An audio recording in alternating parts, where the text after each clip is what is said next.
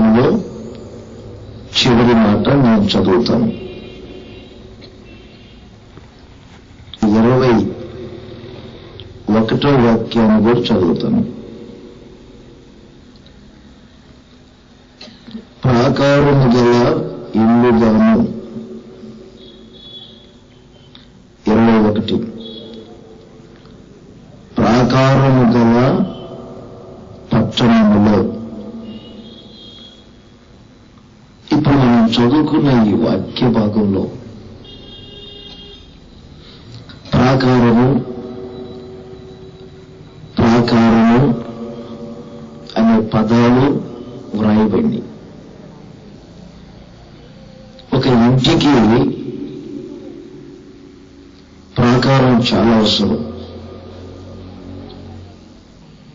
అలాగే ఒక పట్టణానికి కూడా ప్రాకారం చాలా అవసరం. ఇల్లైనా పట్టణమైనా అది ఒక తోటైనా దానికి చుట్టూ కంచె ప్రాకారం అనేది లేదనుకోండి, ఏం జరుగుతుందో తెలుసా? 80వ కీర్తనలో మీరు 12వ వాక్యాన్ని గమనించినప్పుడు ఈ 80వ కీర్తనలో 12వ వాక్యం రాయబడింది. త్రోవలో నడుచు వారందరూ దాన్ని తెంచి వేయినట్లు దాని చుట్టూ ఉన్న కంచెలను నీవెలా పాడు చేసితివి. అడవి పంది దాన్ని పెకలించుచున్నది, పొలములోని పశువులు దాన్ని తినివేయుచున్నవి. ఒక పొలానికి చుట్టూ కంచె లేదు, అందుకని ఎక్కడో అడవిలో ఉన్నటువంటి పందులన్నీ ఆ తోటలో ప్రవేశించాయి. పొలంలో ఉన్న పశువులు వచ్చి తోటలో ప్రవేశించి తోటను పెకలించుతున్నాయి. తోటగా లేదు, తోట మొత్తం పెకలించబడింది. నా ప్రియమైన సహోదరులారా, ఈ బర్త్డే కోరిక ఇలా సంతోషముగా జరిపించుకోవటానికి ఒక ప్రబలమైన కారణం ఏంటంటే, దేవుడు వీరికి ఇచ్చినటువంటి పాపము సంవత్సరమంతా కాపాడారు. ఏ ఒక్క క్షణం ఆయన మరచిపోయి ఉన్నట్లయితే, ఆయన దృష్టి ఈ బిడ్డ మీద లేకపోతే ఇప్పుడు ఈ రోజున ఈ సంతోషకరమైన దినాన్ని అనుభవించేవారు కాదు. నేను అందుకే చెప్తున్నాను, ఈ ఇంటికి ప్రాకారం ఉంది కనుక అడవి పందులు, పొలములోని పశువులు ప్రవేశించలేదు. మీరు సంగీతం చెప్తే అలాగే చూడండి. ఒక ప్రాంతంలో చాలా భయభక్తి కలిగినటువంటి ఒక వ్యక్తి ఉండేవారు.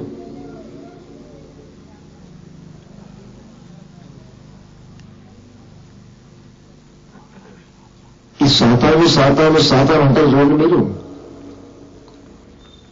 వాళ్ళకి ఏం పని లేదు, లేదంటే చాలా పనులు ఉన్నాయి.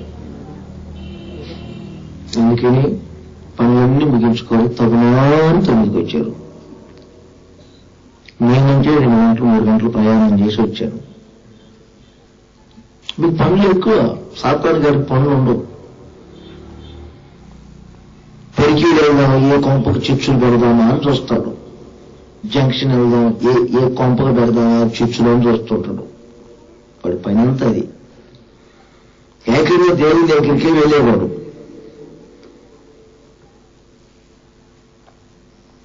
బాగున్నావా అని సాతాను అడుగుడు దేవుడు. ఎరా ఎక్కడి నుండి వచ్చావు? నా సంగతి నీకు తెలియదే ఉంది. భూమి మీద అటు ఇటు అటు ఇటు తిరుగుతూ వచ్చాను. సరే నీ మనసులో ఉన్న సంగతి ఏంటో చెప్పు. అది ఏమి లేదు. నిన్ను స్తుతించి యథార్థతను విడవకుండా ఉంటున్నాడే యోబు. అతను చాలా భయభక్తి అయినవాడు, చెడుతనాన్ని విసర్జించాడు, దేవుని ముందు భయభక్తులు కలిగి నీతిని అనుసరించేవాడు అని దేవుడు సాతానుతో చెప్తూ ఉంటే వాడు ఏమన్నాడు తెలుసండి? అసలు నీ ఎందుకు యథార్థతని కనపరుస్తూ నిన్ను స్తుతిస్తూ నీ ఎందుకు భయభక్తులు కలిగి ఉన్నావో తెలుసా? నీవు అతనికి, అతని ఇంటి వారికి, అతని కలిగిన సమస్తానికి కంచి వేశావు కదా. మీకు సంగతి చెప్తా లేదండి. ప్రాకారం అనేది నీకు లేకపోతే 3 విధాలుగా నష్టపోతాం. యోబు జీవితంలో మనం గమనిస్తాం. నీవు కంచె తీసినే నేను ప్రవేశిస్తాను. ఆ కంచె లేకుండా నేను ప్రవేశిస్తాను. ప్రవేశించి ఏం చేస్తావురా? అతడి సంపద మొత్తం పోగు చేస్తాను. ప్రాకారం లేకపోతే సంపద పోతుంది. మొదటిగా యోబు జీవితంలో సంపదను కోల్పోయేటట్లు చేశాడు. రెండో విషయం చెప్తాను, ఆరోగ్యాన్ని పోగు చేశాడు. అరికాలు మొదలుకుని తల వరకు భయంకరమైనటువంటి అనారోగ్య పరిస్థితి. మూడవది ప్రాణం పోయేటట్లు చేస్తాడు. అందుకే దేవుడు అంటున్నారు, సంపదను పోగు చేయటానికి అనుమతిస్తున్నాను, ఆరోగ్యాన్ని కూడా పోగు చేయటానికి అనుమతిస్తున్నాను, కానీ అతని ప్రాణములు మాత్రం ముట్టవద్దు. జాగ్రత్త. అంటే ఒక వ్యక్తికి ప్రాకారం ఉంటే 3 విధాలుగా కాపాడబడతాడు. ప్రాకారం అంటే ఏదో గోడ, తోటకున్నట్లు కంచె, మీకొక కంచె ఉండాలి. అప్పుడు మీ సంపద కాపాడబడుతుంది, మీరు ఆరోగ్యంగా ఉంటారు, మీ ప్రాణములో అకాలపు కాయలు రాయినట్లుగా అకాల మరణాలు మీకు సంభవించవు. అందుకని ఇదిగో ఈ బర్త్డే కోరిక సందర్భముగా నా ప్రభు అయిన యేసు క్రీస్తు ప్రాకారము కలిగినటువంటి ఇంటిలో ఉంచబోతున్నారు.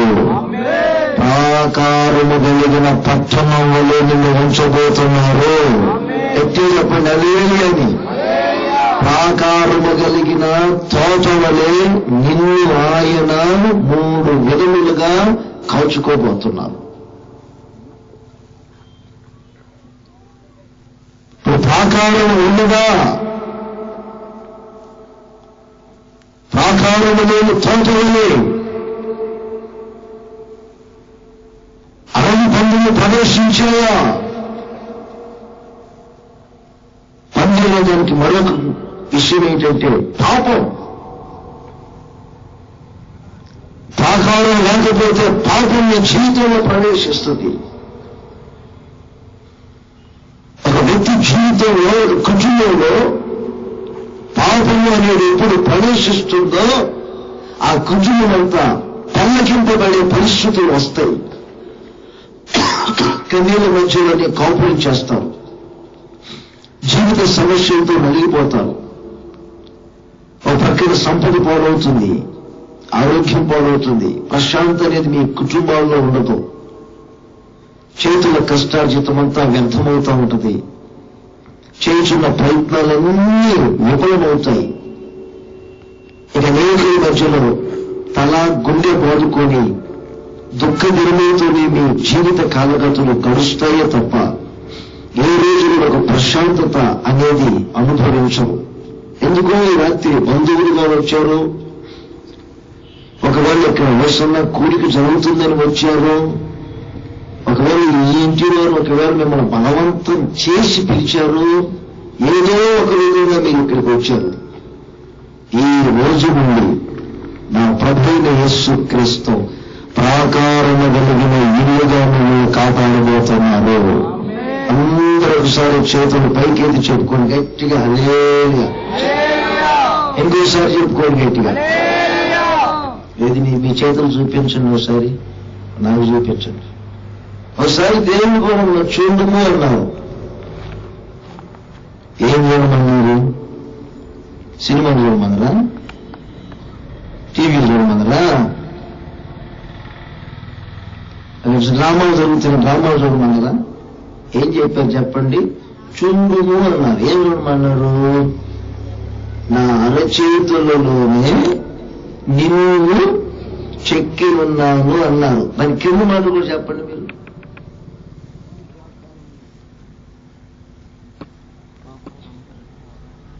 అసలు ఏం చేసి ఉంటారు దాన్ని మీరు. అదే ఎవరిని ఆయన చేతిలో చెక్కి ఉంటారనే సంగతి యెషయా 49:16 ఉంది. ఒక వ్యక్తిని ఆయన చేతిలో చిక్కుకొని ప్రతి క్షణం కాల్చుకోవాలంటే అది కింద ఏమన్నది తెలుసండి? నీ ప్రాకారమును నిత్యము నా ఎదుట ఉన్నవి. నీ ప్రాకారమును,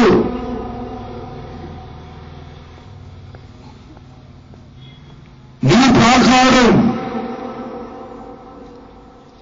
అంటే మీకు ఒక ప్రాకారం కావాలి. ఆ ప్రాకారాన్ని మీరే కట్టుకోవాలి.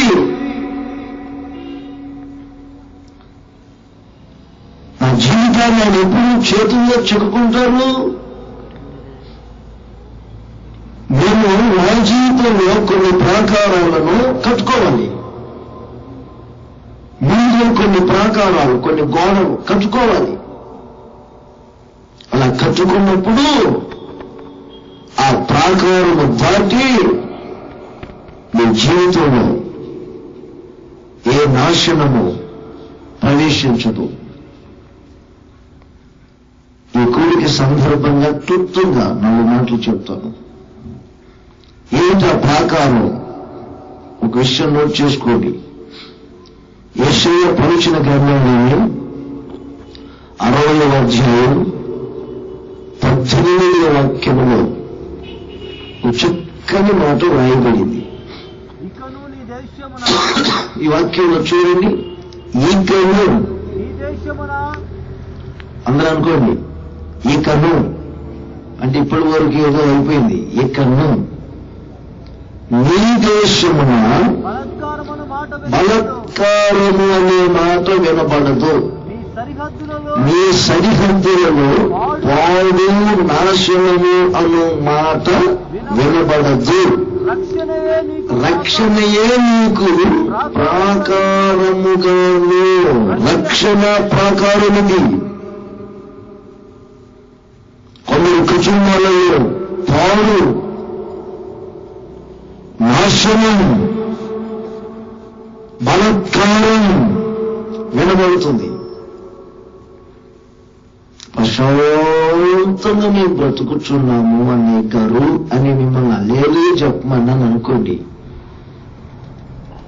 ఏ ఒకరిద్దరు చెప్తారో, తెల్లబట్టలు వేసుకున్న మా వాళ్ళు ఏం చెప్తారో లేదో నాకు అర్థం కావట్లేదు.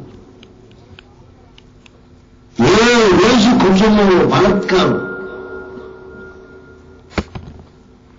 నాశనం, పాడు, ఇదేమో భార్యాభర్తలు పిల్లలతో ప్రశాంతంగా బ్రతికే బ్రతుకంటూ కొందరు జీవితాలలో కనబడటం లేదు. నా ప్రియ సహోదరులారా, ఈ రోజు వరకు ఒకవేళ మీ జీవితంలో పాడు, నాశనం, బలత్కారం అనే మాట వినబడుతూ ఉన్నదేమో, మీ శరీరంలో అనారోగ్యాన్ని చోటు చేసుకొని మీ మనస్సుకు ఒక ప్రశాంతత లేకుండా, మీ ప్రాణము ఎప్పుడూ నెమ్మదిని అనుభవించలేక, భార్యాభర్తల మధ్యలో ఏ రోజు కలవరం, పుట్టిన పిల్లలు ఎదుగుతారు, ప్రయోజకులు అవుతారని గుండె నిండా ఆశయాలు పెట్టుకుని ఉంటే ఆ పిల్లలు జీవితాలు మీకు శత్రుత్వంగా మారిపోవటం, ఏ రోజు పాడు, నాశనం, ఇవేనా కుటుంబ వ్యవస్థ? అనేకుల మధ్యలో గౌరవంగా బ్రతకవలసిన అవసరం లేదా? అయితే ఈరోజు ఎందుకు ఈ అడవి పండు అనే పాపం ప్రవేశించి కుటుంబాలను పల్లకించుచున్నది? మనలోని పశువులంటే మూర్ఖత్వం, ఆ మూర్ఖత్వం కుటుంబాలలో ప్రవేశించి కుటుంబాలను ఎందుకు కలవరపరుస్తుంది? నీకు రక్షణ అనే ఆ ప్రాకారం నీకు ఉన్నప్పుడు ఆ రక్షణ ప్రాకారమును దాటి ఏ శాపం, ఏ దరిద్రత నీ దరిద్రపురంలోకి రాదు. ఒకసారి ఒక ఇంటికి వెళ్ళాను.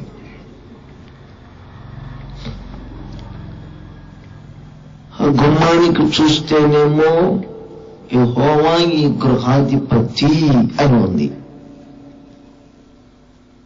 గోళ్లకు చూస్తేనేమో నిన్ను కాపాడువాడు, కుమకుడు, నిద్రపోడు అని ఉంది. వాటర్ క్యాన్ కు చూస్తేనేమో దప్పిపోయిన వారులారా నీళ్ల యొద్దకు రండి అని ఉంది. ఫ్యాన్ వైపు చూస్తేనేమో ఉత్తరపు గాలి, దక్షిణపు గాలి అని ఉంది. దేనికి ఏ వాక్యం పెట్టాలో అన్ని మర్మాలు నాకు కూడా తెలియవు, చాలా మర్మాలు. ఇన్ని బాగానే ఉన్నాయి. గేటుకు చూస్తేనేమో కుక్కలు ఉన్నాయి, జాగ్రత్త అని ఉంది. ఇది బాగుంది. అది నేను పిలిచి అడిగాను, నేను కాపాడువాడు, కొనకొడు, నిద్రపోడు,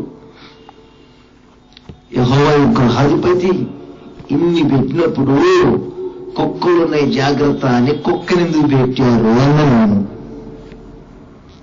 చూశారండి? అదేమైనా శుభలక్ష్మిలా, అదేమైనా దెబ్బమ్మిల్లా, అదేమైనా పెంటమ్మిల్లా, శంకరమ్మిల్లా. శంకరమ్మో, దెబ్బమ్మో, పెంటమ్మో, శుభలక్ష్మో, ఏదో ఒక మంకాలు లేకపోతే అలివేలు మంగళూరు అయితే సహజం, పోనీలో పెట్టుకోవాలనుకునేవాడిని. ఈయన పేరు చూస్తేనేమో ఎలీష బెత్తు, ఆయన పేరు చూస్తేనేమో వెక్టర్ పావు, కొడుకుల పేర్లు చూస్తేనేమో బ్రహ్మాండంగా ఉన్నాయి. ఇన్ని ఉన్నప్పుడు కుక్కలని జాగ్రత్త అని ఎందుకు పెట్టారు? ఆ ఇంట్లో కొడుకు కూతురు ఒక అమ్మాయి ఉంది, అంత బొట్టుది. దానికి తోడుగా తెచ్చారంట దీన్ని జూలిని.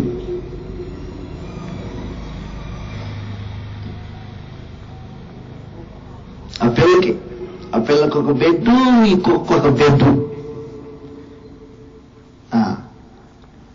ఏం చెప్పింది?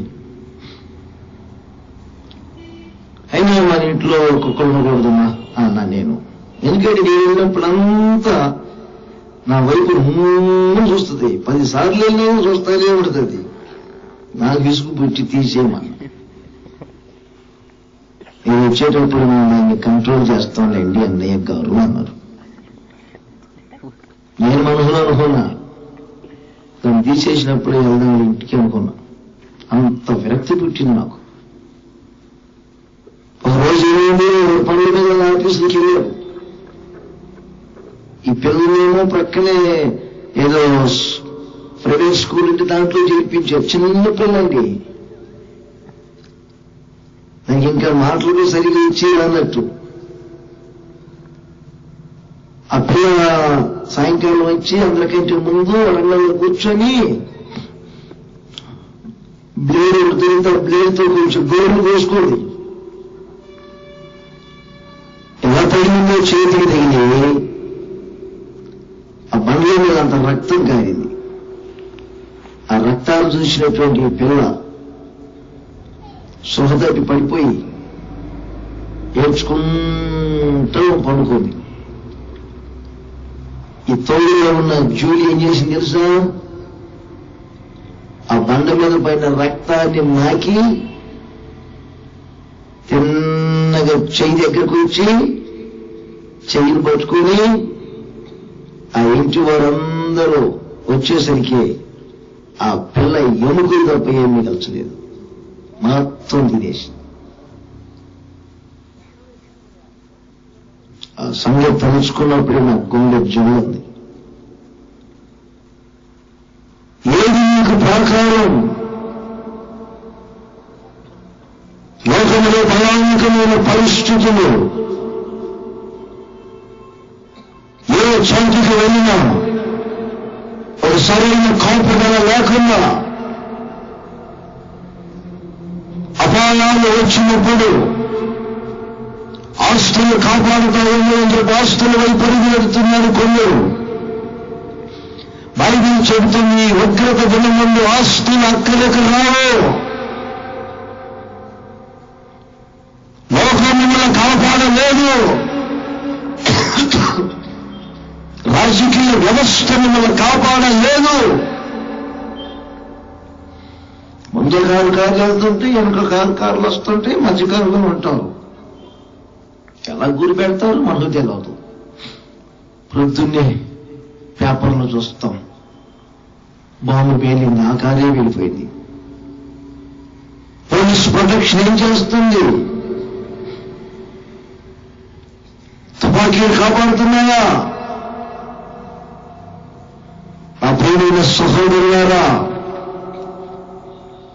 లోకంలో మనిషికి తాగుచోటు లేక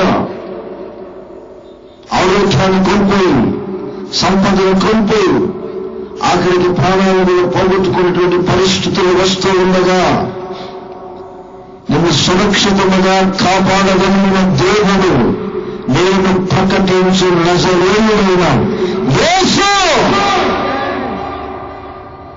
ఆయన ఇచ్చే రక్షణ నీకు ప్రాకారంగా ఉంటుందనే సంగతి వాస్తవం. నేను ప్రకటించు నజరేయుడైన యేసు రాయి కాదు, చెట్టు కాదు, మాట్లాడిన మూడబొమ్మ కాదు, 4 రోజుల మధ్యలో ఉన్న సిమెంట్ బొమ్మ కాదు. పిలిచినప్పుడు పలికి ప్రక్కనే నిలిచి చేతులు చాపి ఆశీర్వదించగల సర్వశక్తి కలిగిన దేవుడు 2000 సంవత్సరాల క్రితమే మన కొరకు ఈ లోకానికి వచ్చి గాయపరచబడి రక్తము కార్చి మరణించి 3వ జన్మన మృతులలో నుండి తిరిగి లేచిన సజీవుడైన దేవుడే నేను ప్రకటించు నజరేయుడైన యేసు. ఆయన దగ్గరకు వస్తే కోడి తన రెక్కల కింద తన పిల్లల్ని కాచుకున్నట్లుగా ఆయన నిన్ను కాచుకుంటాడు. చిన్న చిన్న పిల్లలకు తెలుసు, కోడి పిల్లలకు ఒక్క కేక వేసిందంటే ఎదురు అపాయం సంభవించిపోతుంది బాబు అని చెప్పి పరిగెత్తుకొని తల్లి రెక్కల్లోకి వచ్చి నీక్కి చూస్తూ ఉంటాయి. కప్ కప్ కప్ కప్ అంటుంటుంది కథలు. మళ్ళీ కాసేపు అది కాక్ అంటుంది, అంటికి వెళ్ళండి గద్దపోయినది. దాని తలకాయలు ఎంత ఉన్నాయి, దాని తలకాయలు మెదడు ఎంత ఉంది, వాటికి చూసేదండి ఎంత జ్ఞానము. ఒక్కోసారి కొందరిని చూస్తే నేనేమనుకుంటాను తెలుసా, కొందరు తలకాయలు తాటికాయలా ఉంటాయి, ఇంకా కొంతమంది తలకాయలు గుమ్మడికాయలా ఉంటాయి. ఏమనుకో బాకి గుమ్మడికాయలా ఉంటాయి, ఏ లాభం? పుచ్చుకుంటే మాత్రం 3 రోజులు పూసి పెట్టుకొని వచ్చి కమ్మగా అంతంత తాకాను. కానీ ఏంటంటే జ్ఞానం ఉంటే కదండి, జ్ఞానం ఉంటే కదండి. ఆ జ్ఞానవంతుల మీద ఉంటుంది ఆయన కనుదృష్టి. లోకంలోపుగా పరిగెత్తి బంగారం ప్రాముఖ్యం అనుకొని, మనుషులే ప్రాముఖ్యం అనుకొని అజ్ఞానంగా ప్రవర్తించి నడిపించబడితే ఆ తర్వాత పరిస్థితులు ఎలా మారుతాయి? ఒకసారి ఒక పట్టణానికి మామూలుగా 2 దైవజనులు వచ్చారండి. ఏంటారా? ఆ ఇంట్లో ప్రవేశించారు. ఆ 2 దైవ సేవకులు ఎవరో అనే సంగతి ఆ సహోదరి గారు గుర్తుపెట్టారు. గుర్తుపెట్టి, అయ్యా మీరేంటి ఏం పని తెచ్చారు? ఈ లోపల బయట నుండి తలుపు కొడుతున్నారు. ఆగండి అయ్యా, చూస్తాను ఎవరో. కిటికీలో చూడగానే ఈ 2 దైవ సేవకులు చంపడానికి వచ్చారు. ఆవు మంచి పథకం వేసి ఈ ఇంటి మేడకొచ్చారు.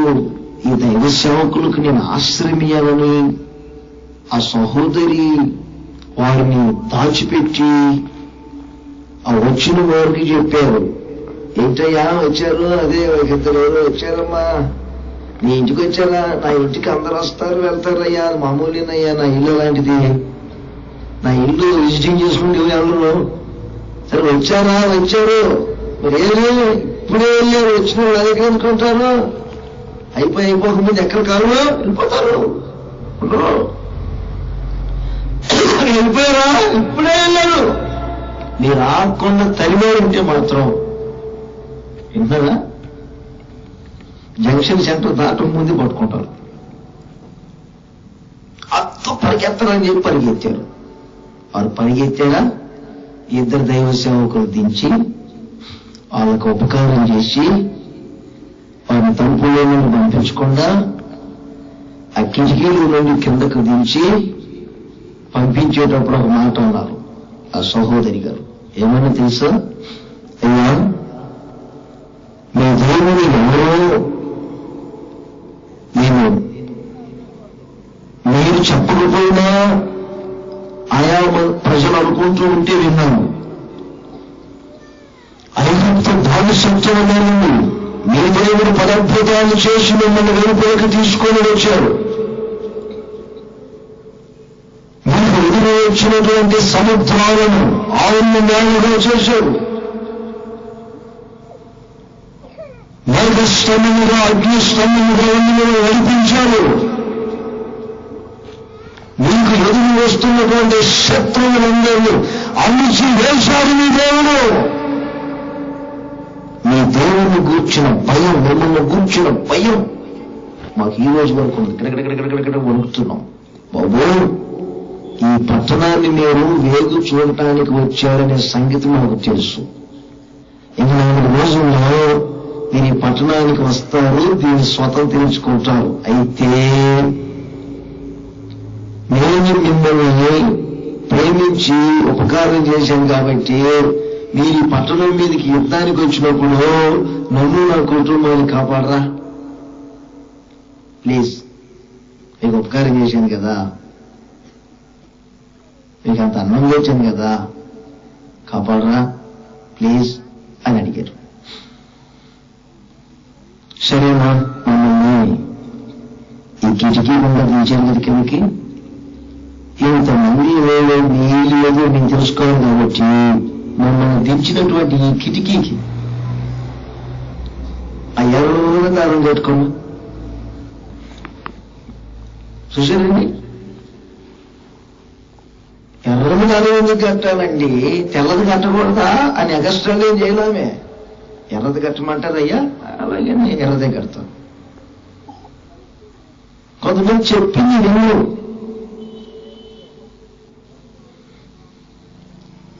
ఈ మధ్య ఒకరు చూశా, చేతికి. ఏంటమ్మా ఇదన్నా? పీలక కింద గచ్చింది, పీలకలో. ఏంటమ్మా ఇదంటే ఫ్రెండ్స్ బ్యాండ్ అన్నది. ఇంక నీ మొహం బ్యాండ్, ఫ్రెండ్స్ బ్యాండా? ఇది బాగుంది. ఎందుకండి పీలక ఏమో దాంట్లో. ఆ మధ్య ఒకరు చూశాను నేను, చెప్పొచ్చో లేదు. కాళ్ళకి ఒక అంతరం, నడుముకి ఒక అంతరం, మెళ్ళ ఒక అంతరం. మామూలు అంతరం కాదు, మళ్ళీ అది పోయేదో కొండను లేపుకొని పోయి అంతరం. చేతికి ఒక అంతరం అన్నీ వేశాడు. తలకాయ మీద వెంట్రుకలు లేవు, తాటికాయలాగా నున్నగా అయిపోయింది. రోగం వచ్చి ఊడిపోయినాయి. పళ్ళన్నీ బయటకు వచ్చినాయి, కళ్ళన్నీ లోపలికి వెళ్ళిపోయినాయి. పళ్ళు మాత్రం బయటకు వచ్చిన సొట్ట పొక్కలు పడిపోయినాయి. ఊరుకుంటూ వచ్చాను నా దగ్గరికి ప్రార్థన చేయించుకోవడానికి. ఏం పేరు నాన్న? నేను రాజు అన్నాడు. నాకు దడ వచ్చింది. అంత అనారోగ్యంగా ఉన్నాడు, మరి ఆరోగ్యానికి రాజు అంటాడు. చూసారండి,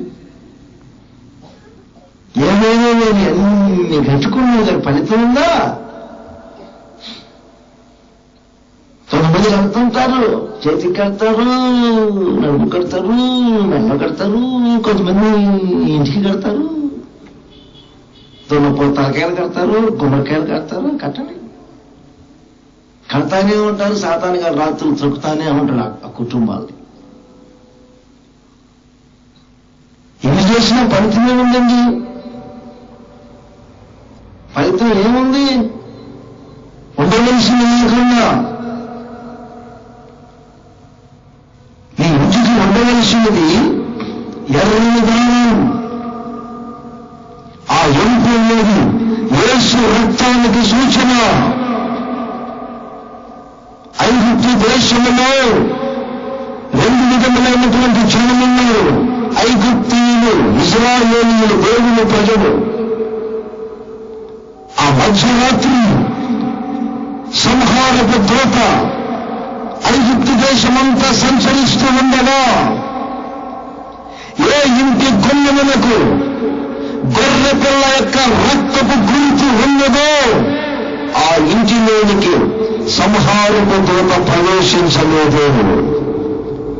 ఏ ఇంటికి గొర్రె పిల్ల రక్తపు గుర్తు లేదు, ఆ ఇంటిలో సంహారపు దూత, మరణ దూత ప్రవేశించి ఆ ఇంట్లో ఉన్న ప్రథమ కుమారుని చంపటం. రక్తపు గుర్తు లేని ప్రతి ఇల్లు మరణ కోస. కాబట్టి వ్యక్తి యేసు క్రీస్తు ఎందుకు శిలవేయబడి ఎందుకు రక్తం కాల్చారు? ఆ రక్తములో ఉన్నటువంటి మనిషికి ఒక సరైన కాపుదల ఏమిటో గుర్తించాలి. రాత్రి ఆచారాల చుట్టూ తిరిగిన చాలు, జీవితంలో నష్టపోయారు, ప్రయత్నాలన్నీ విభజనని. ఈ రాత్రి యేసు రక్తముతో కలగబడండి.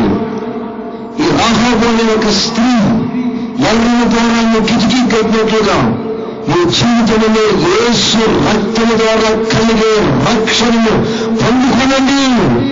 ఆ రక్షణలో ఉన్నటువంటి కాపుదలను అనుభవించండి.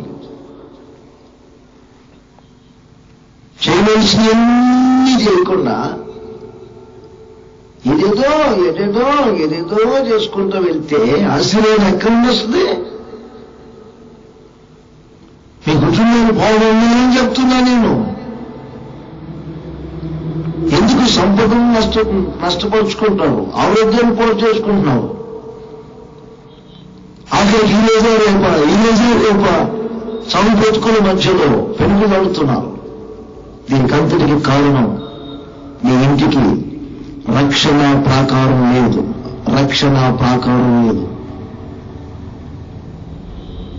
ఆమె ఎర్రని దారం కట్టమంటే ఎర్రని మందిలో వచ్చారు. ఆ దేశం మీదకి కొంతకాలానికి యుద్ధానికి వచ్చారు ఇజ్రాయేలీలు. దేశమంతా అగ్ని చేత కాల్చబడింది. ఈ రాహాబు అనే స్త్రీ మాత్రం తన ఇంటి వారందరూ కూడా కాపాడబడి ఇజ్రాయేలుతో పాటు వాగ్దాన దేశం ప్రవేశించాడు. ఆ రాహాబు కుమారుడే బోయాజ్ రూతుని చేసుకున్నవాడు. మన రూతు కాదు, బైబిల్లో ఉన్న రూతుని చేసుకున్న వ్యక్తి ఎవరో తెలుసా? బోయాజు, ఈ రహాబు కుమారుడు. ఆ వంశంలోనే వచ్చారు దావీదు, ఆ వంశంలోనే వచ్చారు యేసుక్రీస్తు ఈ లోకానికి. ఈ చిన్న ఎర్రదారు, ఆ ఎర్రని దారు రక్షణకు గుర్తు. రక్షణ రక్షణ ఎప్పుడు నీ నోట రక్షణ గూర్చిన సునాదాలు వినబడాలి. దేవునికి స్తోత్రం చెప్పుకోండి గట్టిగా, ఇంకోసారి చెప్పండి గట్టిగా. ఎప్పుడు మీ నోట రక్షణ రక్షణ రక్షణ సునాదాలు, రక్షణ రక్షణ రక్షణ రక్షణ ఇవే వినబడాలి. ఒక ఇంటికి వెళ్తే కిటికీ ఇది, ఆ ఇంట్లో కూటం పెట్టుకోవడం ఆ ఇంటి యజమానుడికి ఇష్టం లేక అడవిలో స్నానం చేసి బయలుదేరి బట్టలు అనుకుంటూ వెళ్ళాడు. అక్కడ వాళ్ళు పోనీళ్ళ దరిద్రం పోయిందనుకున్నాను నేను. ఎందుకు ఆఫ్సాపాలు పడుకుంటా వినుకుంటూ ఉండేవారు, ఉండకపోయినా బెటర్ కదా. స్తోత్రం అనుకున్నా. అక్కడి వరకు వెళ్ళి మరలా ఎలట్లా వాడు పైకి చూస్తున్నాడు. పెద్దవాడిని పిలిచాడు, ఆగ్రహపో చిన్నవాడు వచ్చారు, కలిగేవాడు అని పిల్లి అంటాడు. మొత్తం మీద కాసేపు కళ్ళు తెరిచి వాడు మోహం చూసి ఈ నెలంతా కలిసి వచ్చిందిలే అన్నాడు. ఏం జరిగిందో నేను చూస్తే నెలపొడుపు చూశారంట. నెలపొడుపు చూసి పెద్దోడు మోహం చూస్తే నెలంతా కలిసి వచ్చింది. అందరూ కొంతమంది ఇక్కడ ఉండరు. నెలపొడుపు చూడటం, డబ్బును చూసుకోవటం, ఈ నెలంతా నా డబ్బు కలిసి వచ్చింది. చూస్తే బాగుంది, దాన్ని ముద్దు కూడా పెట్టుకుంటుంటే అయినా కలిసి రావట్లేదుగా. విన్నారా ముసలమ్మలారా? మిమ్మల్ని చూస్తే నాకు ముసలం గుర్తొచ్చింది. రోజు కోర్టు ఓపెనింగ్ చేయడానికి పిలిచింది పద్మ అని ఒక అమ్మాయి. ఈ ముసలిది చింత తెచ్చినా పులుపు చదవలేదన్నట్టు పద్మ కొట్టు ఓపెనింగ్ చేసేటప్పుడు ఇంకేం లేదమ్మా అన్నది. ఇంకేం ఉండదు అత్తమ్మా అన్నొచ్చి ప్రార్థన చేసి వెళ్తారు. చాలంటే ఎంటదా ఈ ముసలమ్మ, నీకు నాకు నాకు అని ఎక్కడ తెచ్చిందో దున్నపో తలకాయలా ఉంది. గుమ్మడికాయ హడావుడిగా వచ్చింది. వద్దు అత్త, అన్నది తెలిస్తే ఊరుకోడు అత్త, ప్రార్థన కూడా చేయకుండా వెళ్తాడు అత్త. వద్దు అత్త అంటే నీకు అది నాకు. ఏం జరిగింది? గుమ్మడికాయ కట్టిన కిందనే ఇన్ని కూల్ డ్రింక్స్ కేసులు పెట్టాడు. ఈ పద్మ నా కొరకు ప్రార్థన చేయటం ప్రారంభించారు. రాజన్న కొట్టు దగ్గర రాగానే గుమ్మడికాయ కనబడకూడదు, కళ్ళు మూయించు ప్రభువ, కళ్ళు మూయించు ప్రభువ. నేను అనావిడికి వచ్చి బండి అక్కడ పెట్టి అమ్మ పద్మ ప్రార్థన చేసుకున్నావా అన్నా. అలాగే నన్నయ్యా అని కళ్ళు మూసారు. ఎందుకంటే కళ్ళు తెరిస్తే అది ఎక్కడ అడుగుతానని.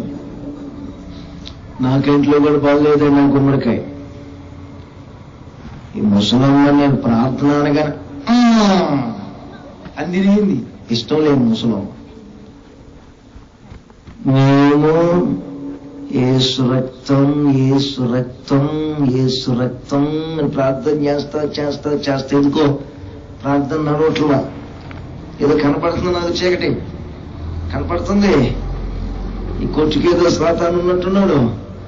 ఈ కొట్టుకు పెట్టిన శాపం యేసు నామములో తొలగిపోవును గాక.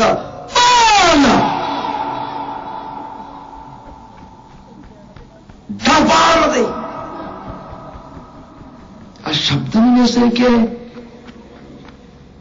ఎంత ప్రార్థన చేసి వ్యక్తి ఏంటప్ప శబ్దం అంత వచ్చింది, అంత పెద్ద శబ్దం వచ్చిందని కళ్ళు తెరిస్తే మరలా ముందే పద్మ కళ్ళు తెరిచి ఉంటుందేమోనని అప్పుడప్పుడు మీరు చూసినట్టుగా చూసా. స్తోత్రం స్తోత్రం స్తోత్రం స్తోత్రం చూస్తే ఇంకేమవుతుంది. ఏ తాడుతో కట్టిందో ఆ ముసలమ్మ, నా అరుపుకు పడిందో, ఎందుకు పడి సాధారణ పడేసాడు, ఏం జరిగిందో అర్థం కాలేదో. ఆ తాడు దిగింది. ఆ తాడు దిగిన తెగటం ఆ గుమ్మడికాయ ఎక్కడ పడింది అనుకున్నారు?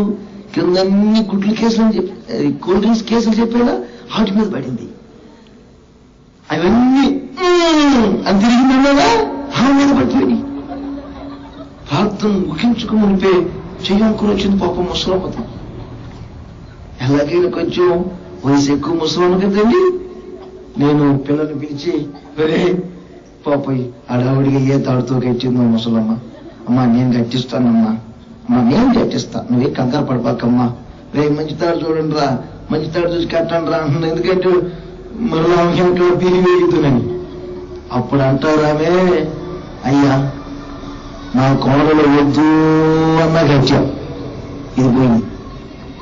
మరలా కట్టామంటే అయ్యా ఇది కూడా పోయిందయ్యా. పద్నా ఇది నీకు నాది నాకు కదమ్మా, ఇద్దరు ఒకటేనమ్మా, స్వతం చెయ్యరు కొట్టుకున్న తర్వాత వచ్చింది బుద్ధి.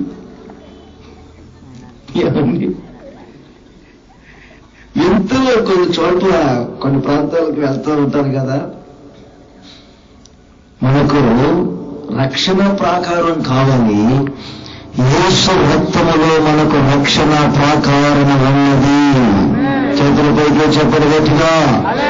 మన కొరకు ప్రాణము పెట్టిన దేవుడు, మన కొరకు రక్తము కార్చిన దేవుడు, ఆయన పేరు నజరేయుడైన యేసు. కామ క్రోధ మోహ మదమశ్వర్యాలు లేనివాడు, దేవుడు అనుటకు యోగ్యుడు, అర్హుడు, చేతులెత్తి దండము పెట్టగల సుచరిత్ర కలిగిన దేవుడు, నేను ప్రకటించు నజరేయుడైన యేసు మనిషిని మనిషిగా మార్చి, మనిషికి మానవత్వమును కలిగించి, సమాజంలో మనిషిని విలువగా గౌరవముగా నిలబెట్టుకొనగలిగిన దేవుడు, ఆయన పేరు నజరేయుడైన యేసు. నేను ఒక ప్రాకారము గల ఇల్లువలే. ఎప్పుడు కాపాడబడతారు? రక్షణ అనేది మీకు ప్రాకారంగా ఉండాలి. కత్తి తీసుకొని పొడుచుకోపోతాడు, తను తానే ఆత్మహత్య చేసుకొని. ఎవరైనా పౌరు చెప్పారు, ఎందుకు హత్య చేసుకుంటున్నావు? ఆత్మహత్య చేసుకొని చనిపోబోతుంది ఎందుకో? ఖైదీలు మేము ఎక్కడికి వెళ్ళలేదు, ఇక్కడే ఉన్నాం. అయ్యా ఇదంతా ఎవరిలో జరిగింది? యేసుక్రీస్తు నామములో. మేము ఎక్కడికి వెళ్ళేది ఇక్కడే ఉన్నాం, యేసుక్రీస్తుని స్తుతిస్తున్నాం. అంతే, మా చేతి సంఖ్యను తీపోయింది. ఆ వ్యక్తి అంటాడు, రక్షణ పొందుతుంది ఏం చేయమంటారయ్యా? అంతకుముందు 2 నిమిషాలు అంటాడు తను తాను చంపుకోవాలని. సూసైడ్ చేసుకొని చనిపోవాలనుకున్నటువంటి వ్యక్తి 2-3 నిమిషాలలో రక్షణ పొందాడు. అది యేసు రక్తం ద్వారా. యేసు రక్తంలో కలిగే రక్షణ నీ చుట్టూ ఉన్నంత కాలం నీ ఆస్తి నష్టం కలగదు, నీ సంపదకు నష్టం కలగదు, నీ ఆరోగ్యానికి నష్టం కలగదు, నీకు ఏ ప్రాణహాని జరగదు. హాని చేయటం ఎవరు నీ మీదికి రారు. మరొక విషయం చెప్తాను, నోట్ చేయండి. సామెతల గ్రంథం 25వ అధ్యాయం.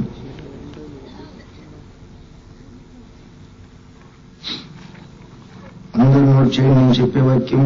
సామెతల గ్రంథం 25వ అధ్యాయం 28వ వాక్యం. 28.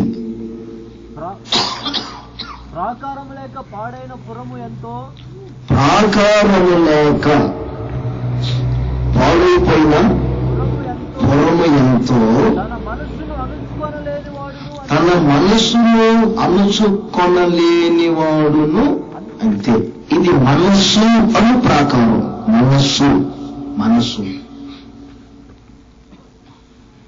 ఏ ప్రాకారం చెప్పండి ఒకసారి, కొంచెం సౌండ్ పెంచండి. మనస్సు ఇది చూడండి అందరూ. కొందరు మనుషులు ఇక్కడే ఉంటారు, ఏదో ధ్యాసలో ఉండిపోతారు. మధ్య దగ్గరికి వెళ్ళి అన్నా చూస్తాడు. అమ్మా అమ్మా అమ్మా అమ్మా అమ్మా ఏంటంటే ఏంటంటే అన్నారు. నీ కడుపు చల్లనుకున్నా. అమ్మా అమ్మా అమ్మ అంటే ఎదురు చేయగలుగుతున్నా కానీ నీ మనసు ఎక్కడికి వెళ్ళింది? మనుషులు ఎక్కడే ఉంటారు. మనస్సు అనేది ఇక్కడ ఉంది. కొంతమందికి మనస్సు అనేది ఒక ప్రాకారం వంటిది. నీ మనస్సు ఎప్పుడు స్థిరపరచబడుతుందో, మనస్సు స్థిరపడదు కొంతమందికి. నేను ఎక్కువగా చెప్పలేదు, 2-3 మాటలే చెప్తా. ఒక విస్తారంగా వాక్యం చెప్పే రోజు వస్తాయి, అప్పుడు చెప్తాను. ఇక్కడ టోకింగ్గా ఏదో 3 మాటలు చెప్తున్నాను. మనిషిలో ఒక మనసు ఉంటుంది. ఆ మనసు అనేది మెదడులో నుండి ఉత్పత్తి అవుతుంది. అదొక ధ్యాస. హృదయం వేరు, మనసు వేరు. ఆత్మ వేరు, మనసు వేరు. మెదడులో నుండి ఉత్పత్తి అవుతుంది. మెదడు అనే ప్రతి చోట ఇంగ్లీష్లో మైండ్ మైండ్ మైండ్ ఉంటుంది. మనస్సు అనే ప్రతి పదానికి ఇంగ్లీష్లో మైండ్ మైండ్ అని ఉంటుంది. మెదడులో నుండి ఉత్పత్తి అవుతుంది మనస్సు. అది గాలి కంటే వేగంగా వెళ్తుంది. అది ఆవిరి కంటే వేగంగా వెళ్తుంది. దానికి ఆకారం ఉండదు. కొందరు మనుషులు బాగానే స్థిరపరచుకుంటారు, మనస్సు స్థిరపడదు.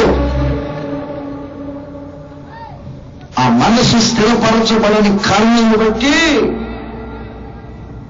ఈ మనస్సు అనే ప్రాకారం ఎప్పుడైతే కూలిపోయిందో,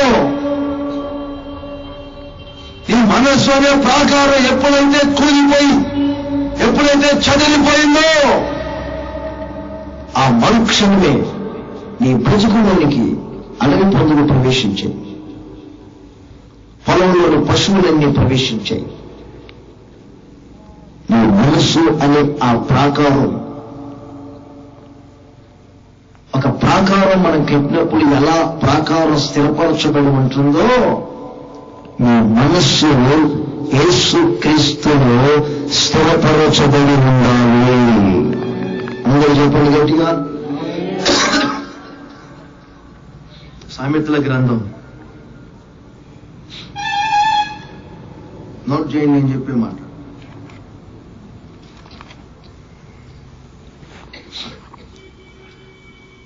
16వ అధ్యాయం 32వ వాక్యం. ఈ అధ్యాయాలు రాసింది సొలొమోను అనే భక్తుడు. ఈ సొలొమోను అనే భక్తుడు రాసినటువంటి మాటల్లో చూడండి, 16:32 ఏమనుంది? పరాక్రమశాలి కంటే దీర్ఘ శాంతము గలవాడు శ్రేష్ఠుడు. నెక్స్ట్, పట్టణము పట్టుకొని వాని కంటే, ఎవరంటే పట్టణమును పట్టుకొని వారి కంటే తన మనస్సును స్వాధీనపరుచుకుని వారు, అంటే మనస్సును కంట్రోల్లో ఉంచుకునేవారు, మనస్సును స్థిరపరుచుకునేవారు, మనస్సును పట్టుకునేవారు శ్రేష్ఠులు.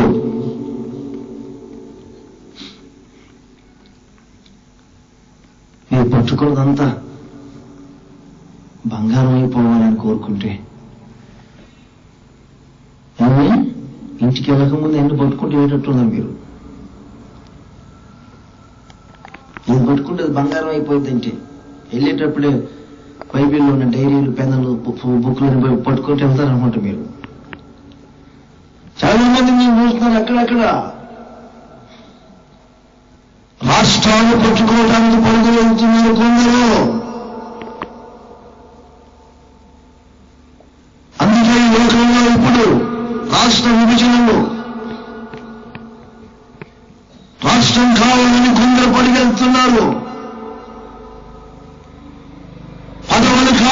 మగవాళ్ళు పట్టుకోవాలని పరుగులెత్తున్నారు. ఆస్తులు రావాలని, మగవాళ్ళమైనటువంటి వ్యక్తులు బయలుదేరారు లోకంలో. ఈ కీర్తన ఈ అధ్యాయం రాసిన వ్యక్తి కూడా ఎవరో తెలుసా? సొలొమోను భక్తుడు. చాలా జ్ఞానం కలిగిన వాడు. ఏ ప్రాంతానికి వెళ్తే ఆ రాష్ట్రాన్ని, ఆ దేశాన్ని పట్టుకుంటాడు, ఆ తోటలు పట్టుకుంటాడు. తన కంట్లో ఎన్ని నిలబడితే వాడిని పట్టుకుంటాడు. తనకు నచ్చింది కావాలి, తన కళ్ళతో చూసింది కావాలి, తను ఆశించింది కావాలి. చాలా జ్ఞానం కలిగిన వ్యక్తి అని వ్రాయబడిన వాక్యం. తనకు ముందు రోజుల్లో కానీ తన తర్వాత రోజుల్లో కానీ అంతటి జ్ఞానవంతుడు లేడని వ్రాయబడింది. అతని కీర్తి నలుదిశలా వ్యాపించింది. చాలా మంచిది. అయితే ఈ సొలొమోను భక్తునికి తన మనస్సును స్వాధీనపరుచుకోవటం చేత కాలేదు. ఎంతమంది రాత్రి మనస్సును అదుపులో పెట్టుకుంటున్నారు. ఒకప్పుడు క్రీస్తులోనికి రాక మునుపు మనస్సు కోరుకుంటుంది. మనసు యొక్క కోరికలు, శరీరం యొక్క కోరికలను నెరవేర్చారు. మనసు శరీరం యొక్క కోరికలు నెరవేర్చినంత కాలం మన మీద ఒక ఉగ్రత నిలిచి ఉంది. ఆ మనస్సు శరీరం యొక్క కోరికల్లో నుండి మనం విడుదల పొంది క్రీస్తు యేసులో మన మనస్సును స్థిరపరచుకున్నాం. ఇప్పుడు నీ మనస్సు లోకం మీదకి వెళ్తుందా? మనుషుల వైపుగా పయనిస్తుందా? జాగ్రత్త పడండి సహోదరులారా. నీ మనస్సు క్రీస్తు యేసులో తన ప్రాకారము వలె స్థిరపరచబడినంత కాలం నీవు ప్రాకారము కలిగిన ఇల్లులాగా కాపాడబడబోతున్నావు. ప్రాకారము కలిగిన పట్టణములో నువ్వు కాపాడబడతావు.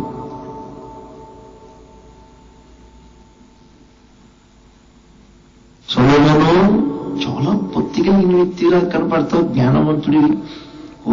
రాష్ట్రాలన్నీ పట్టుకున్న, దేశాలు పట్టుకున్నావు, అన్ని స్వాధీనపరుచుకున్నావు. రైట్. అతను అంటాడు మనకి ఇప్పుడు, అన్ని పట్టుకున్న వారికంటే తన మనస్సును అదుపు పెట్టుకున్నవాడు, తన మనస్సును స్వాధీనపరుచుకున్నవాడు శ్రేష్ఠుడు.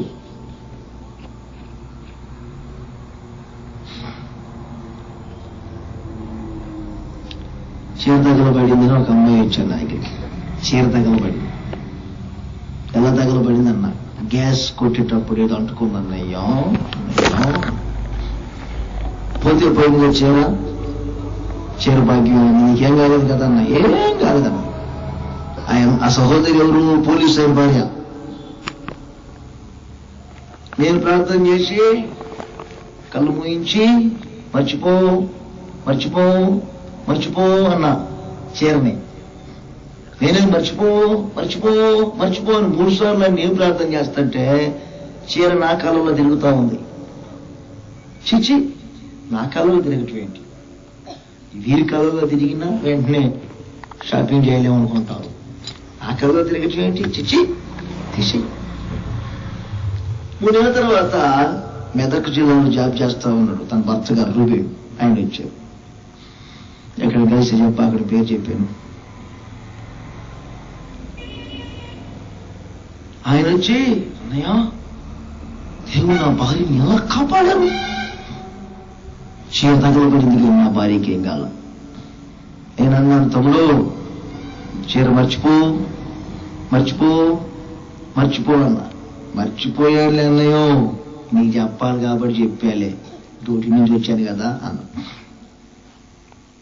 సరే అని చెప్పి ఆయనకి చేతులు పెట్టి ప్రార్థన చేస్తుంటే మరలా చీర తిరుగుతున్నా కళ్ళల్లో. నిజమండి.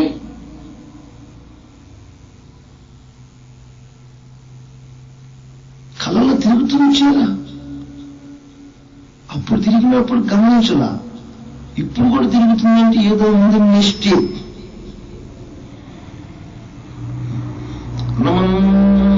దొరికిందో లేదో అని అంత లోపల పెట్టి పిసకాల్సిన పని లేదు.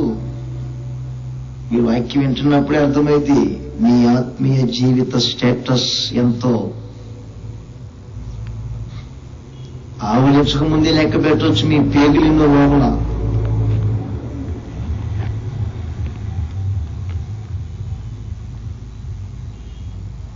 కాసేపు చూస్తా ఉండేవాను, తర్వాత తెలిసింది మీ వ్యవహారం ఏంటో.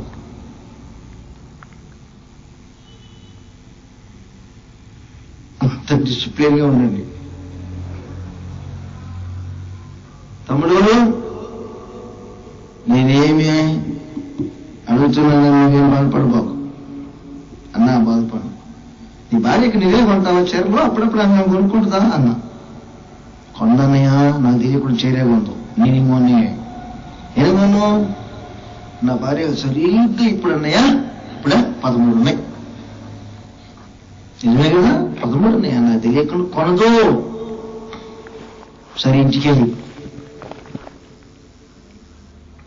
నీ భార్య ప్రార్థన చేసినప్పుడు, నీకు ప్రార్థన చేసినప్పుడు నా కళ్ళలో చీర తిరుగుతుంది.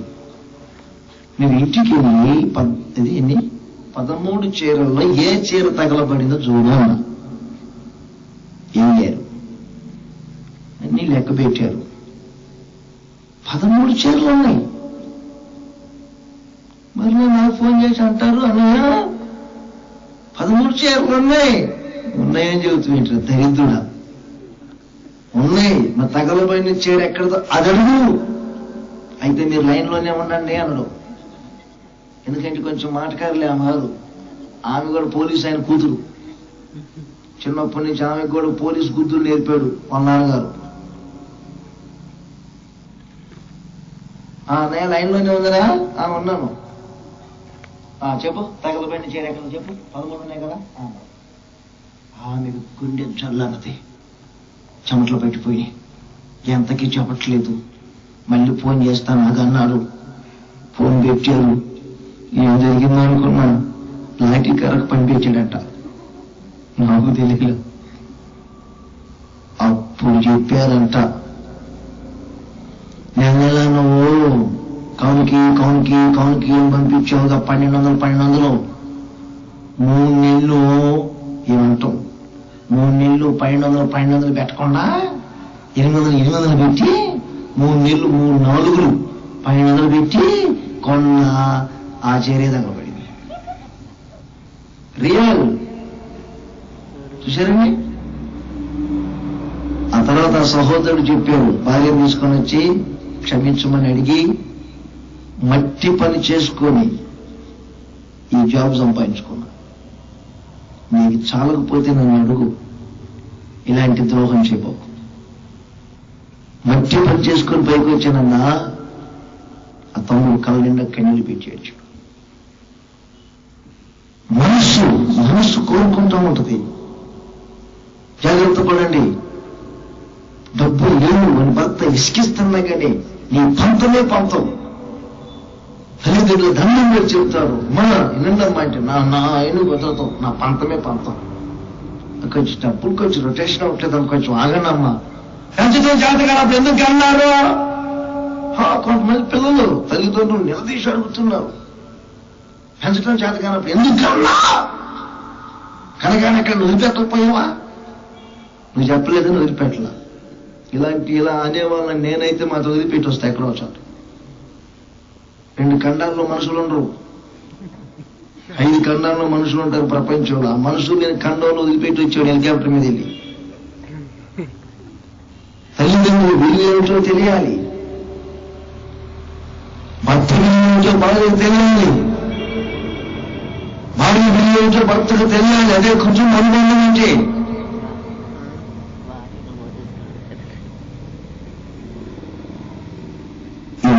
ఎక్కడ నీ జీవితంలో స్థిరపడకుండా ఉంటుందో. కొన్ని చోట్ల మనస్సు అనే చోట ఏమో తెలుసా, బుద్ధి అనే పదాన్ని ఉపయోగించాడు తెలుగులో, బుద్ధి. అందుకే దైవజనుడు పేతులు ఏం చెప్పారు తెలుసా, మీ మనస్సు అను నడుము కట్టుకొని ఉండండి. మీ దేవునికి స్తోత్రం చెప్పండి అందరూ ఒకసారి. ఇంకోసారి చెప్పండి గట్టిగా. ఈ పేతురు అనే వ్యక్తి మహోద్దుకు.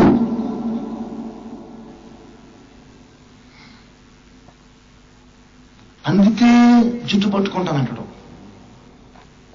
అందకపోతే కాళ్ళ మీద పడతాడు. ఇదంతా ఒక టైపు పేతురిది. అందితే జుట్టు, అందకపోతే కాళ్ళు, పెట్టానంటే మాత్రం ఆ రోజు పెళ్లి కోరుకుంటాడు, పెట్టలేదంటే మాత్రం ఆ ఇంట్లో దినం కోరుకుంటాడు. ఎవడో ఒకటి వచ్చి దినం అంటాడు. కలిసి వస్తేనేమో పొగిడితేనేమో పూలు వేస్తాడు మెల్లం, లేకపోతే చెప్పులు దండేస్తాడు. మహాకుయుక్తిపరుడు.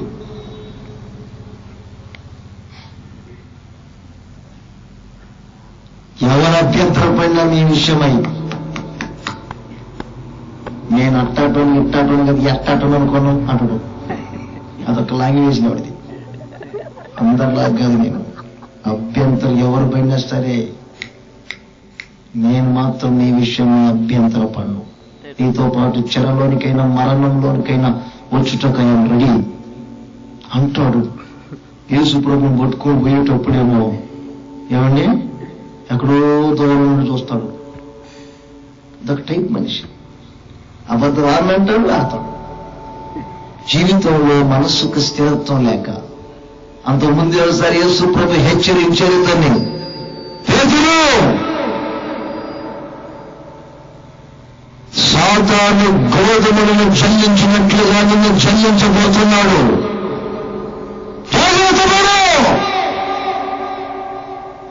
గోధుమలు జల్లించినట్లుగా నీ కుటుంబాన్ని జల్లించబోతున్నాడు. నీ మనస్సు స్థిరపడిన తర్వాత నీ సహోదరులను నీవు స్థిరపరచాలి. నీ మనస్సు స్థిరపడిన తర్వాత నువ్వు నీకు ఒక స్ట్రాంగర్ ఉండాలి. ఆ తర్వాత నీ సహోదరులను స్థిరపరచు. జీవితంలో నష్టపోయి దెబ్బతిని మనస్సుకు అస్థిరత్వం ఎక్కువైపోయి ఆఖరికి తన అనుభవంలో చెప్తున్నారు. ఏమన్నా తెలుసా? మీ మనస్సు అనే నడుమును కట్టుకోనండి, దేవుని వాక్యము చేత కట్టుకోనండి. ఇలాంటి నిర్భరమైన బుద్ధి కలిగి ఉన్నప్పుడే ఎవరిని మింగుతున్నాని దుష్టుడు ఎదురు చూస్తూ ఉన్నాడో వాని నోటికి మీరు ఆహారంగా మార్చబడకుండా ఉంటారు. దేవునికి స్తోత్రం కలుగునుగాక. ఇంకోసారి చెప్పండి గట్టిగా. ఎవరు అన్నారు నన్ను మనసు కట్టుకోవటం అంటే ఏంటండి అన్నగారు అని. దున్నపోతులు నేను మీ ఇళ్లలో అన్నా, బరిలో దున్నపోతులు ఉన్నాయా అన్న. అన్న ఉదయాన్నే వదులుతారా? ఈ వరి పంటలన్నీ కోసిన తర్వాత ఆ పొలం పొలాలన్నీ తిరిగి అన్ని పొలాల్లో ఉన్న గడ్డి అంతా తింటాయా? తింటాయండి. ఇంటికి రాగానే ఏం చేస్తారు చెప్పు? ఆ ఇంటి దగ్గర ఒక కొయ్య ఉంటుంది, కొయ్య. ఆ కొయ్యకి తర్వాత దాని మెడకు ఒక తాడు అది గొలుసు వేసి కడతారు. ఆ కొయ్యకి దాని మెడకి ఒక గొలుసు కట్టిన తర్వాత ఆ పొలంలో గడ్డి తినటానికి వెళ్ళదు, వేసిన గడ్డి ఏంటిది ఇప్పుడు వెళ్ళటానికి వీల్లేదు. అంటే మీ మనస్సు దేవుని వాక్యము చేత కట్టబడాలి, స్థిరపరచబడాలి. సత్యమును బట్టి చేత అనే పదం ఉంది. మీ మనస్సును కట్టుకోవడం ఒక చోట, సత్యమును బట్టి చేత కట్టుకోనండి. నీ వాక్యమే సత్యము. దేవుని వాక్యము చేత నీ మనస్సును కట్టుకోనండి. చివరికి ఒక చిన్న మాట చదివించి ముగిస్తాను. జకర్యా గ్రంథం 2వ అధ్యాయం 5వ వాక్యం. జకర్యా గ్రంథం 2వ అధ్యాయం 5వ వాక్యం. మీరు ఐగుప్తు దేశం నుండి వచ్చినప్పుడు. జకర్యా గ్రంథం 2వ అధ్యాయం 5వ వాక్యంలో ఐగుప్తు లేదు,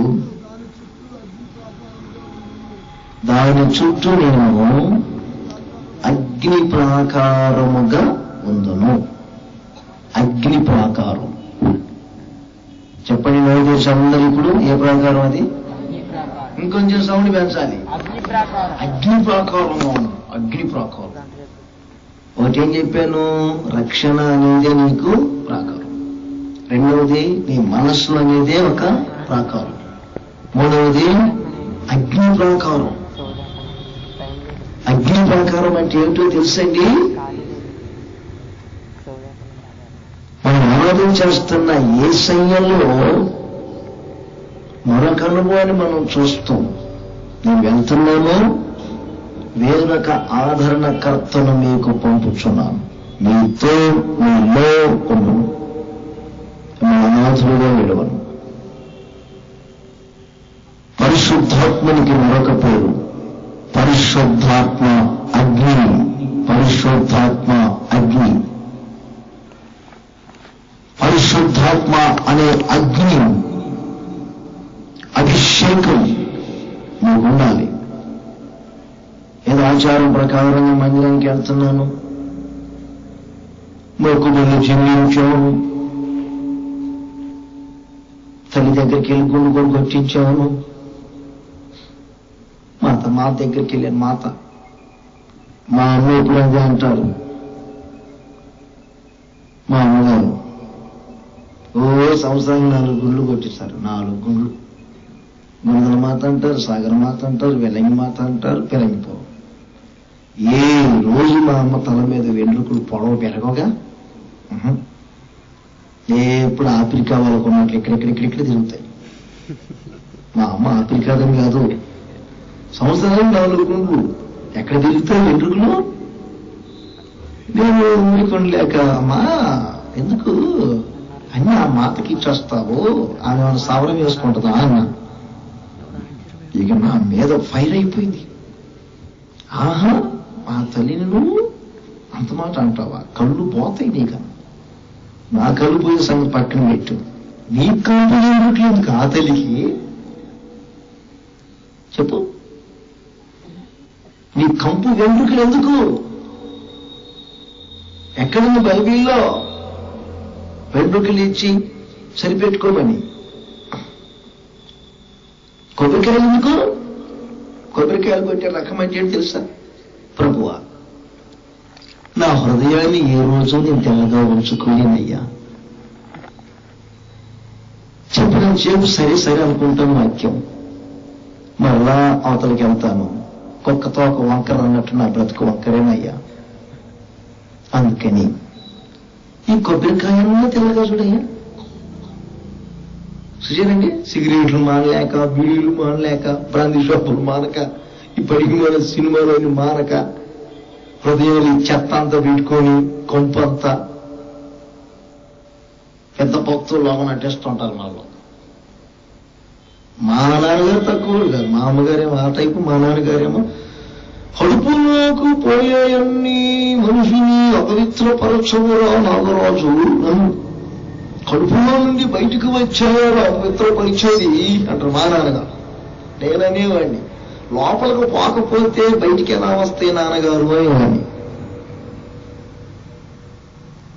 అదొక టైప్ మనుషులు ఇద్దరు. వాక్యం చదువుతూనే ఉంటారు, చుట్టు తాగుతూ ఉంటారు. మా నాన్నగారు వాక్యం చదివితే చుట్టు తాగుతారు. నాన్నగారు అంటే వాక్యం చదివేటప్పుడు నిద్ర రాకుండా ఆయన ఇది అన్నాడు. అదొక టైప్ మనిషి, ఇన్ని చెప్పినా వినడు. మీ ప్రాంతంలో ఉన్నారో లేదో, ఒకరు చుట్ట కాల్చుకొని ఒక చుట్ట కాల్చుకోకపోతే ఒకరి చుట్ట ఒకరు ఆనించుకొని వెళ్తుంటారు. ఏంటంటే చుట్ట కాల్చుకోవడం 6 కడుపును పుట్టాడు ఈ నాగరాజు. చూసారండి, మొత్తం మీద మొత్తం మారిపోయారులేండి. తెలుగు ఇంకా చేతులు పట్టుకొని మళ్ళీ ఆ వయసులో సినిమాకి వెళ్తారు ఇద్దరు. అప్పుడప్పుడు గొడవ పెట్టుకుంటారు. నా కోపం వచ్చి వాళ్ళిద్దరు కూడా వల్ల తలదొరచిపోతా, ముసలోళ్ళు కదా అని. కొంచెం గట్టిగా మా నాన్న అదని ఇదే అనిపోయేసరికి మరలా అంటారు, భార్యాభర్తల తగాదాల్లో నువ్వు తలదూర్చకూడదు నాగరాజు నువ్వు అంటారు. కలిసేపటికి ఇద్దరు ఏకమైపోతారు, కలిసి చేతులు పట్టుకొని సినిమాకి వెళ్తారు. చూసారండి? కొంతమంది ఆ చిన్నప్పుడు మా అమ్మగారు అగరబత్తి ఇచ్చి దేవుడు ముట్టించినప్పుడు ఆయన అంది.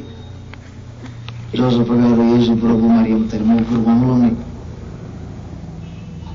మీరు మన దగ్గర పెట్టా, ముందు మన మాట కదా అని పొగంతా ఆమెకే పోతుంది. జోసఫ్ గారు ఏమనుకుంటున్నా అని చెప్పి మరలా ఇటు తిప్పా, పొగంతా ఈయనకపోతుంది. మళ్ళీ ఈశ్వామి అనుకుంటున్నా అని చెప్పి మధ్యలో పెట్టా, అంత ఆయనకే పోతుంది. ఓయబ్బో మళ్ళీ ఏం చెప్తామనుకుంటారని చెప్పి ఎందుకు వచ్చిన గొడవ ముగ్గురు తిప్పేవాడిని. చిన్నప్పుడు అదొక పెద్ద భక్తి. క్యాండిల్ ముట్టించేవైనా ఉదయానికి పట్టాలు తగలబడి మా దేవుడు తగలబడ్డాడే అంటే మా అమ్మ అంటారు కిస్మిస్ పండుగలు కొనుక్కున్నాం దేవుడు అంటది. అది భక్తి అదేంటి. ఒకప్పుడు మారు మనసు అంటే ఏమిటో తెలియదు, బాప్తిస్మం తెలియదు, పరిశుద్ధాత్మ అనుభవాలు తెలియవు. పరిశుద్ధాత్మ అభిషేకం అంటే తెలిస్తేగా. కొందరు సేవకులు పరిశుద్ధాత్మని గురించి బోధించడం లేదు. కొన్ని సంఘాలలో పరిశుద్ధాత్మ నింపుదల లేదు. ఏ సంఘములో పరిశుద్ధాత్మ నింపుదల ఉండదో ఆ సంఘములో అపవిత్రమైన బంధువులు ప్రవేశిస్తాయి. ఆ సంఘములో మూర్ఖత్వమైన పశువులు ప్రవేశిస్తాయి. క్రీస్తును కూర్చున్నటువంటి శుభ్రాలు అక్కడ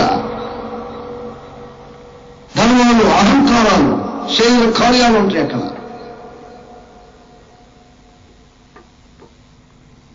ఎందుకో పరిశుద్ధాత్ములు మీతో మాట్లాడుతున్నారు. ఈ రోజు నేను వచ్చే రోజేనా? ఒక్కసారి ఆలోచన చేయండి. దేవుడు మీ దగ్గర తీసుకొచ్చారు. వేల సంఘాలు ఎదురు చూస్తున్నాయి ఒక్క డేట్ ఇవ్వమని.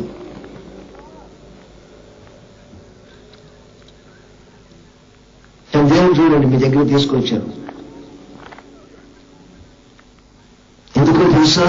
ఈ రాత్రి ఈ కోరిక ద్వారా మీ కుటుంబాలు ఆశీర్వించబడబోతున్నాయి, మీ ప్రాంతాలు కదిలించబడబోతున్నాయి, అగ్ని ప్రాకారము మీ జీవితంలో స్థిరపరచబడబోతుంది. చేతుల పైకి చెప్పుకొని గట్టిగా హల్లెలూయా చెప్పండి గట్టిగా. అగ్ని ప్రాకారం అది పరిశుద్ధాత్మ అగ్ని ప్రాకారం. ఐగుప్తు దేశాన్ని దాచి వెళ్తున్నారు ఇశ్రాయేలీయులు. ఆఖరిగా ఒక్క వాక్యం చదవండి, 14వ అధ్యాయం నిర్గమకాండం. బయలుదేరి వెళ్తున్నారు. ముందు సముద్రం, వెనుక శత్రు సైన్యం. ముందుకు వెళ్ళాలో వెనుకకు రావాలో అర్థం కాని పరిస్థితులు. రెండింటి మధ్యలో ఇరుకుని పడి ఉన్నారు ఇశ్రాయేలీయులు. ఏమర్థం కాని పరిస్థితి. ఏమంటారు? మోసెస్ ఎర్ర సముద్రం 2 పాయలు కాబోతుంది. కంగారు పడబం. కొంచెం ఆలస్యమైంది. శత్రువులు సమీపించారు.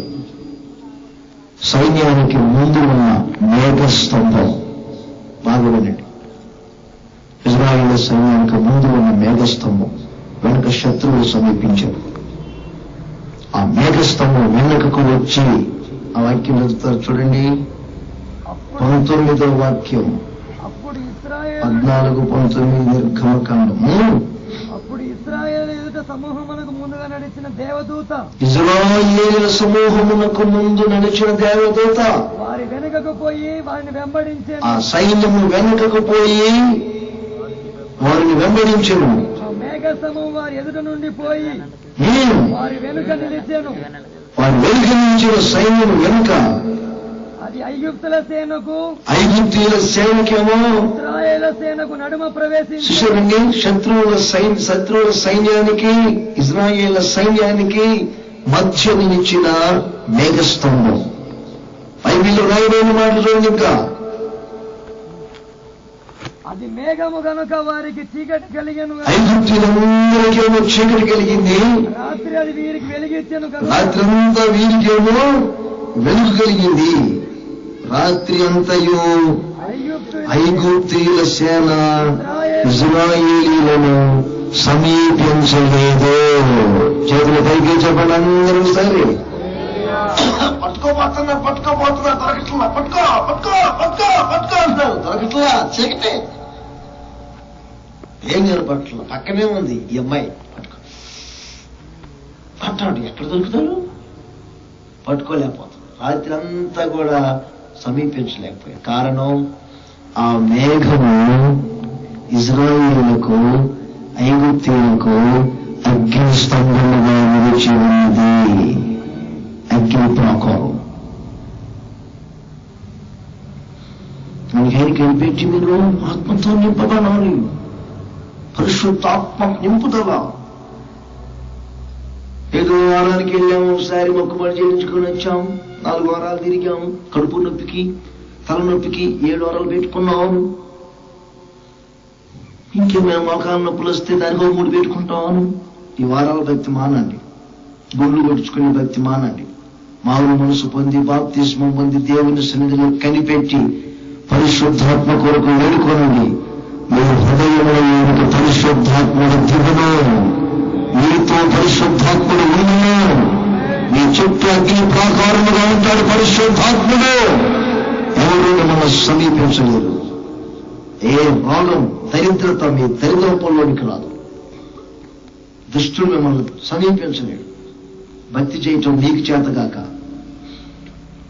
ఈ సంపదను పాడు చేసుకుంటున్నారు, ఆరోగ్యాన్ని పాడు చేసుకుంటున్నారు, ప్రాణహానిలు కూడా కలుగుతున్నాయి. ఈ భక్తుల కూడిక సందర్భంగా ఆ ప్రభువైన యేసు క్రీస్తు చెప్తున్నారు, నేను ఒక అగ్ని ప్రాకారము కలిగిన ఇల్లుగాను, ప్రాకారము కలిగిన తోటగాను, ప్రాకారము కలిగిన ఒక పట్టణముగాను ఉండాలి. నీ కొరకు ప్రార్థన చేసే దైవ సేవకులు ఎవరో గుర్తించాలి. పరిశుద్ధాత్మ కలిగిన సంఘాన్ని ఎక్కడ వెతకాలి. ఆస్తుల భారం కాకుండా ఆత్మల భారం కలిగిన వ్యక్తుల్ని వెంబడించాలి. ముళ్ళ పొదల్లో పడిన విత్తనం వలె మీరు నామకార్థపు ఆచారాలలో, ఐహిక విచారాలలో అణిచివేయబడకూడదు. ప్రభువు అక్కడ బహు సమీపంగా ఉన్నది. సంఘంలో ఎటువంటి కల్మషం ఏమి ప్రవేశించకుండా నీ జీవితాన్ని పరిశుద్ధంగా అంతవరకు, నీ సంఘాన్ని అంతవరకు కాపాడగలిగిన వాడు ఆయనకు అప్పగించుకోండి. మీ కుటుంబాన్ని ఆ ప్రభువైన యేసు క్రీస్తు ఆశీర్వదించును గాక. ఆమె చిన్న పాట పాడుకొని ప్రార్థన చేసుకోండి. యేసయ్యా నీవే నా తల్లి, వేరెవరో నాకు లేదని అనే పాట పాడుకోండి. ఇక